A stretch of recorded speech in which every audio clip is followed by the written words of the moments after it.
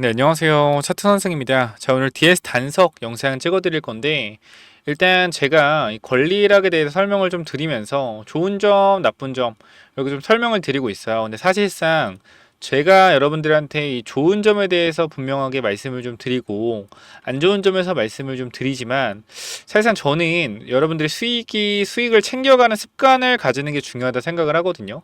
그래서 단석이라는 종목 자체가 저는 괜찮은 회사라고 생각을 해요. 이 SAF 항공유 자체가 결과적으로 미래에 계속적으로 필수적으로 사용돼야 되는 요소이기 때문에 사실상 이 SAF 항공유에 대한 포문을 열어준 게 단석이 최초고요. 그 다음 정유업계도 결과적으로 지금 시점에서 이 SAF 항공유에 비중을 실어서 투자하기가 힘든 시점이에요. 그렇기 때문에 이 부분을 뒤에서 단석이 시장 점유율을 초반에 확대해서 좀 시장에서 큰 캐파를 가지고 간다라고 하면 저는 지금의 시가총액 8천억이 아닌 훨씬 더 높은 시가총액을 분명히 보여줄 거라고 생각을 합니다. 그럼 우리가 여기서 무상증자를 하는 이유가 몇 가지가 있을 텐데, 일단 ASF 항공유 자체가요, 정말로 이제 미래 이제 2025년도, 27년도 계속적으로 필수적으로 섞어 써야 돼요. 그러니까 원유에다가 비행기 연료 원유에다가 정유를 하나요? 기름 그냥 석유에다가 섞어야 돼. 1%든 2%든. 그죠? 요 바이오유를 섞어야 된다라는 거예요. 친환경 때문에. 결과적으로 이러한 비율이 갈수록 1%에서 2%, 3%, 4%, 10%막 늘어나겠죠. 결과적으로 매출은 계속적으로 늘어날 수밖에 없는 구조로 갈 겁니다. 단석 같은 경우는. 그래서 이 SAF 항공유 쪽이 좀 제가 봤을 때는 성장성이 매우 높기 때문에 단석이 만약에 이 성장성을 보고 있는 세력들이 있다라고 하면 유통 주식이 340만 주밖에 안 되잖아요. 그러니까 요거를 회사 측에 좀 얘기를 해서, 야, 내가 너희 좀 주가를 부양을 해주고 싶은데 주식이 너무 없다. 그래서 이거를 증자를 좀 해서 주식수를 늘려봐. 이거 우리가 주가 부양 좀 해줄게. 라고 할 수도 있겠죠. 물론 제 내피셜입니다만 결과적으로 저는 그렇게 생각해요. 이 주식이라는 것을 결과적으로 매집을 하기 위해서는 이 적은 유통 주식으로 매집하는 것도 중요하지만 주식수가 좀 많아야지. 내가 예를 들어서 10주를 가지고 있다. 10주를 가지고 있는데 내가 주식이 30주가 됐어요. 10주 가지고 30주가 됐어. 그럼 10주 가지고 있을 때 한 5주 팔기 좀 그래. 근데 이 30주가 생기면은 한 10주 정도는 팔 수 있을 것 같아. 좀 요런 생각이 드는 게 사람 심리란 말이에요.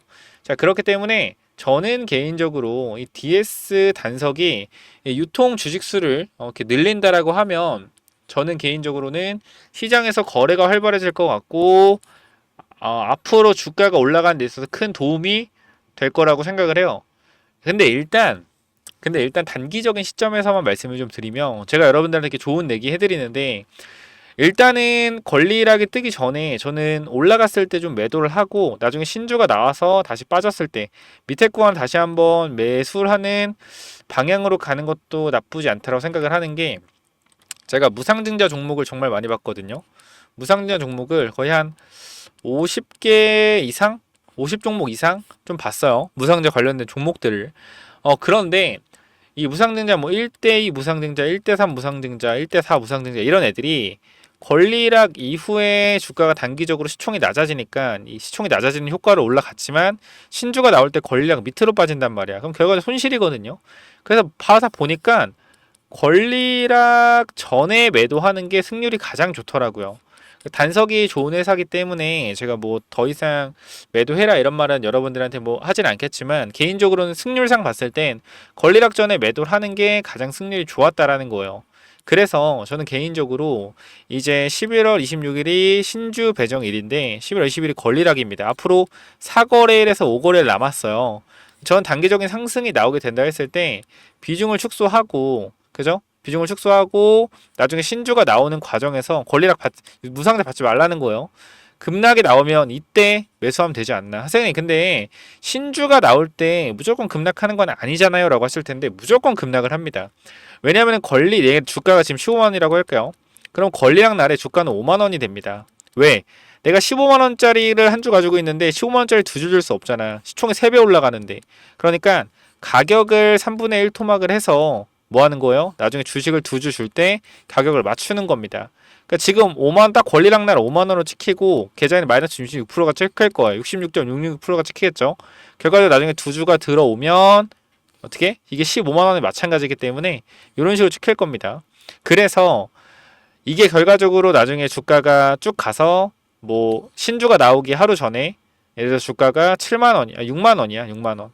그럼 나는 결과적으로 신주가 처음 무상을 받을 때 5만 원의 권리를 받았기 때문에 내 평단가는 5만 원일 거 아니야. 그럼 나는 두 주가 들어오면은 2만 원이 이득이겠구나 라고 생각을 하겠지만 여러분만 이득이 아니라 이 권리를 받은 무상증자 권리를 받은 모두가 이득이란 말이야. 그러니까 모두가 이득이기 때문에 팔려고 하겠죠. 그쵸? 지금 주식보다 2배 많은 수량이 떨어지니까. 그래서 빠지는 거예요. 그래서 빠졌다가 가는 패턴들이 많습니다. 저는 여러분들한테 감히 좀 말씀드리면은 DS 단석이 실리콘투처럼 잠재력이 있는 회사라고 생각을 해요. 근데 대신에 요런 흐름.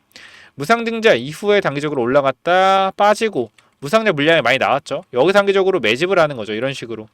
무상증자 나온 물량, 유통 물량이 많아졌기 때문에 여기서 매집을 하고 주가를 바닥에서 끌어올리는 이러한 패턴으로도 갈 수 있지 않을까라고 개인적으로 생각을 하는 겁니다. 그렇기 때문에 지금 실리콘투처럼 D 단석이 엄청난 퍼포먼스적인 상승이 분명히 나올 수도 있지만 무상증자 이후에 단기적인 하락폭이 깊어질 수 있기 때문에 단기적으로 권리락 뜨기 전에 매도했다가 무상증자 이후에 바닥 잡는 거 보고 다시 들어가서 장투해도 나쁘지 않다. 이거 말씀드리고 싶어요.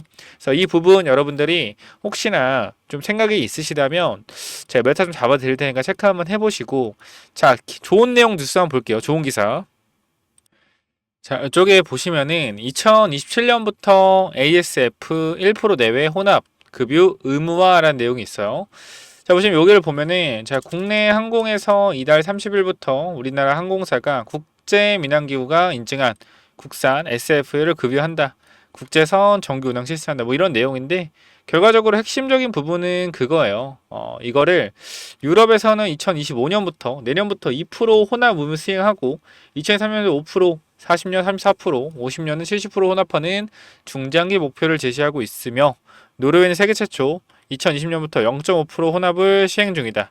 자, 프랑스도 22년도 1% 혼합 시작으로 지난해부터 1.5%, 아시아 지역에서는 싱가포르이 26년부터 1%, 인도에서 27년부터 1% 혼합을 검토 중이고 일본에서는 2003년 10% 혼합할 예정이다라는 내용이요. 자, 결과적으로 핵심적인 부분은 미래 성장성이 확실하다라는 거겠죠. 그래서 이런 미래 성장성을 바탕으로 기대감으로 주가가 오를 수 있다. 영업이익이 올라가면 그에 대한 미래에 대한 기대감을 당겨오면서 올라갈 수 있어요. 그렇기 때문에 이러한 기대감으로 주가가 올라갈 수 있는 부분, 그리고 경쟁업체가 진입하기가 힘듭니다. 30조 시장에도 정유업계가 설비투자 신중한 카닥이라는 내용들이 있어요. 해외에서는 SF의 생산 위한 파격적 지원을 하는데 정부 지원 필요 강조된다.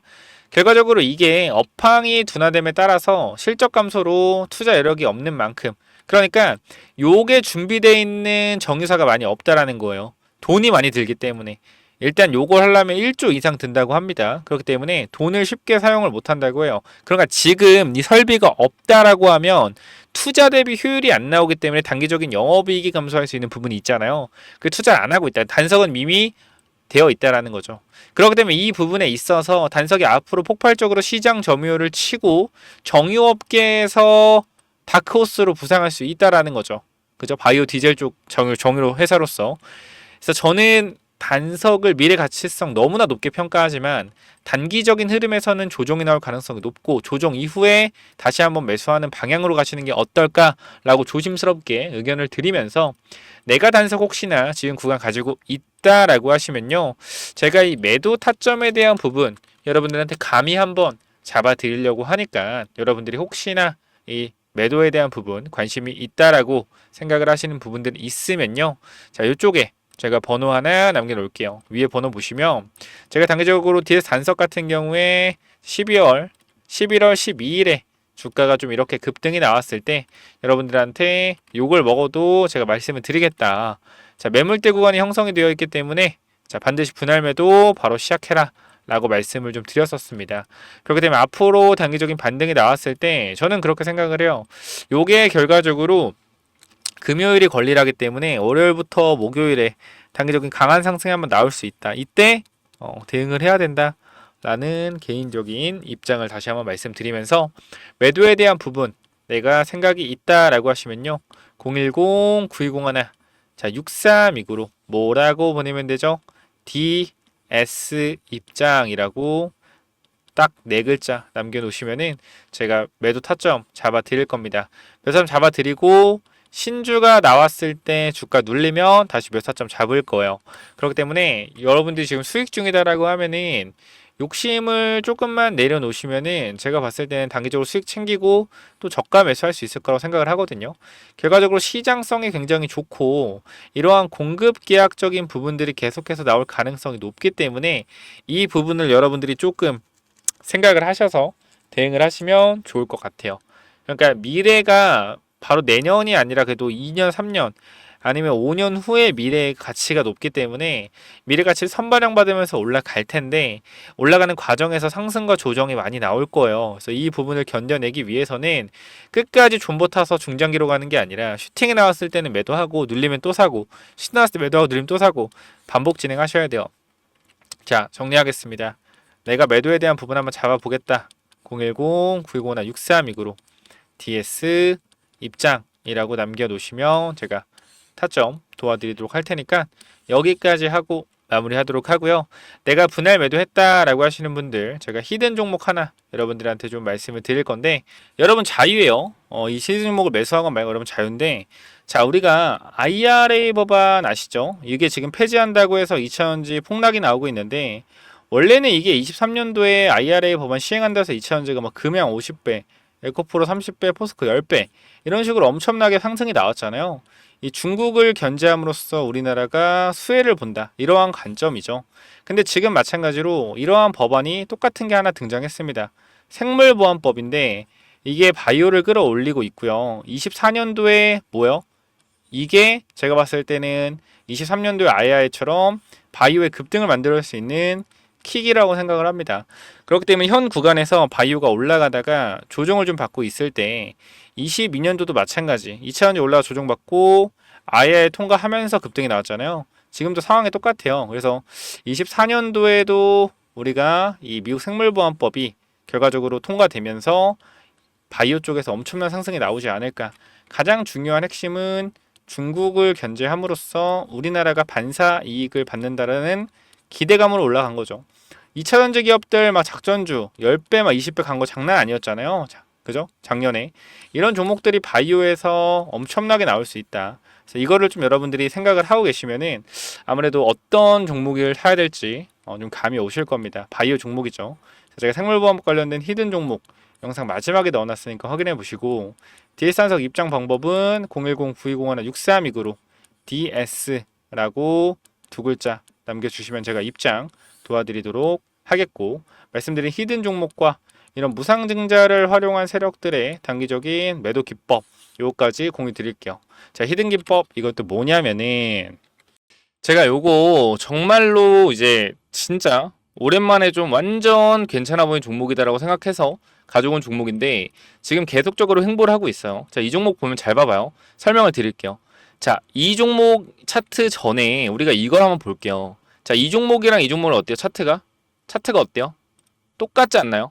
움직임 자체가 봐봐요. 이 종목 매집 후에 그죠? 고의적으로 하락을 유도해서 하락을 만들어냈죠. 그죠? 악재를 노출시켜서 하한가를 만들고 뭐 했어요? 바닥에서 매집을 진행하고 301선과 224일선 장기 이평선 밑에서 검색기에 안 나오게 설정까지 완료했다. 그죠? 그 이후에 어떻게 했어요? 그 이후에 검색기 안 나오게 하고 그 이후로 보름 대량 매수세 들어오고 뒤에서 봐봐요. 어떻게 됐냐? 이렇게 됐어요.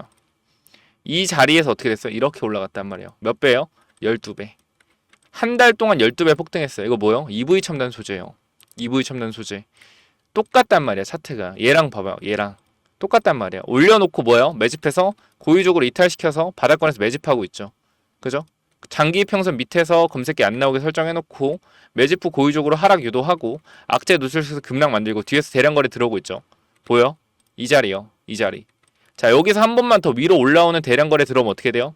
이 자리에서 한 번만 더 위로 들어오는 대량 거래 들어오면 그때부터 잡을 수 없습니다. 왜 못 잡아요? 이렇게 올라가니까. 그죠? 이거 바닥에서 100만 원 아니 200만 원이라 사놓으면은 10배까지도 갈 수 있는 종목이라고 저는 개인적으로 생각을 합니다. 무조건적으로 체크 한번 해보시기 바래요. 자, 요 종목 몇 번으로 보내면 된다고요? 010 9201. 자, 6329로 히든이라고 남겨주세요. 히든. 요거 선착순 30명은 그냥 제가 드리도록 하겠습니다. 히든이라고 꼭 남겨주시고요.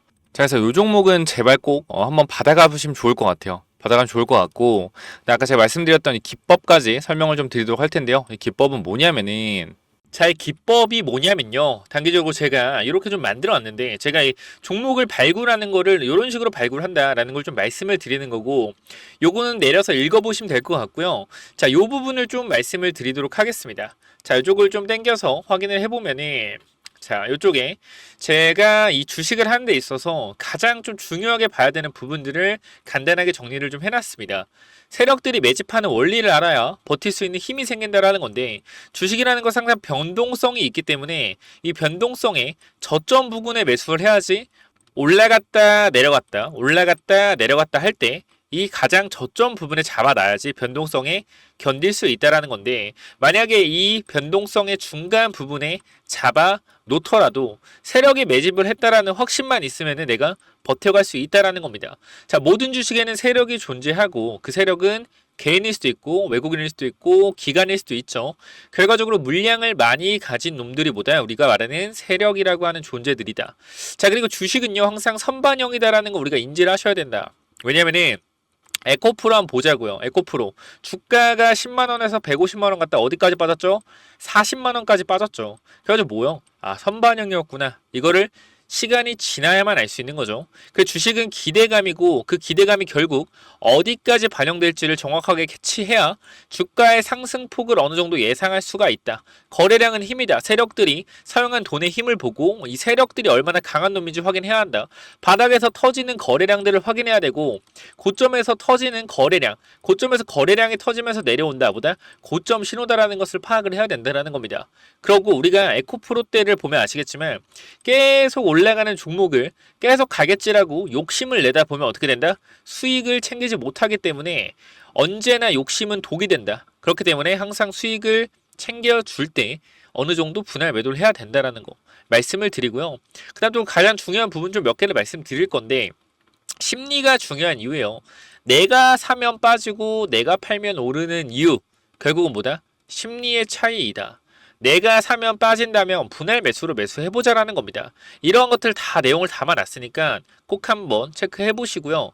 자, 내가 1000만원을 매수했을 때, 그죠? 내가 사면 빠진다면 250만원만 사면 뭐예요? 빠지면은 추가로도 매수할 수 있다는 거죠. 내가 쫓겨가던 매매에서 내가 주도권을 가지고 이 주식을 흔들 수가 있다. 내 마음대로 추가 매수를 할 수 있다는 거죠. 항상 추가 매수할 때 고민을 하잖아요. 그런 부분이 뭐 한다? 없어질 수 있다는 거고, 반드시 우리는 뭐 해야 돼요? 3분의 1 내지 2분의 1 올라갈 때 매도해야 된다. 뭐 할 때? 어디서 매도해야 될지 고민될 때요. 종목에 대한 확신이 없기 때문에, 그죠? 욕심을 내려놓고 수익을 챙겨야 된다. 내가 고민하는 순간에. 결과적으로 이러한 모든 것들이 내가 고민한다는 것이 뭐요? 공부 자체가 덜 됐다라는 반증이고, 항상 기업을 분석하고 대략적인 목표가를 정해서 매도 타점을 분할 매도로 잡아놓자. 영원하게 상승하는 종목은 없습니다. 우리 국장에는 항상 강하게 오르면은 조정이 강하게 나와요. 올라갔을 때 수익을 챙겨가야 우리가 뭐한다? 확실한 매매를 할 수 있다라는 거고, 결과적으로 이러한 부분들, 이러한 종목들을 잡는 방법들, 이러한 부분들 여러분들한테 이 심리를 다스리고 우리가 이 기법, 그죠? 어떻게 종목을 선정해 가고 어떤 심리를 가지고 있어야 되는지 이런 기법들을 제가 드릴 거니까 꼭 한번 참고해 보시고요. 결과적으로 종목을 고르는 방법은요, 간단합니다. 간단해요. 이러한 실적이 좋은 종목들, 그죠? 실적이 좋고 바닥에서 매집이 들어오는 이러한 종목들, 제가 밑에도 많이 있는데 일단 좀 시간이 없기 때문에 간단하게만 말씀을 드릴게요. 이러한 종목을 찾는 법, 검색기로 찾으면 되는데, 혹시나 이런 검색기가 없다, 기본적인 거거든요. 기본적인 거. 결과적으로 우리가 차트를 모두 다 돌려볼 수가 없기 때문에 제가 말씀드리는 이러한 기법에 맞는 종목들을 찾아내기 위해서는 검색기가 필요하다. 그렇기 때문에 여러분들이 이런 검색기 필요하다고 하시면은 제가 모든 내용을 공유하고 있으니까 필요하신 분들은 이쪽에 010-9201-6329 이쪽 문자로 기법 또는 히든이라고, 그죠? 딱 두 글자씩만 남겨주시면 될 것 같습니다. 그죠? 제가 이러한 종목들도 결과적으로 히든 종목도 준비하고 있기 때문에 기법 또는 히든이라고 010-9201-6329 이쪽으로 남겨주시면은 제가 보내드릴 테니까 당연히 무료로 보내드립니다. 그렇기 때문에 기법 또는 히든 남겨주시면은 요 자료들 전부 다 공유를 드릴 테니까 꼭 받아가시면 좋을 것 같습니다. 자, 여기까지 하고 마무리하도록 하겠습니다. 감사합니다.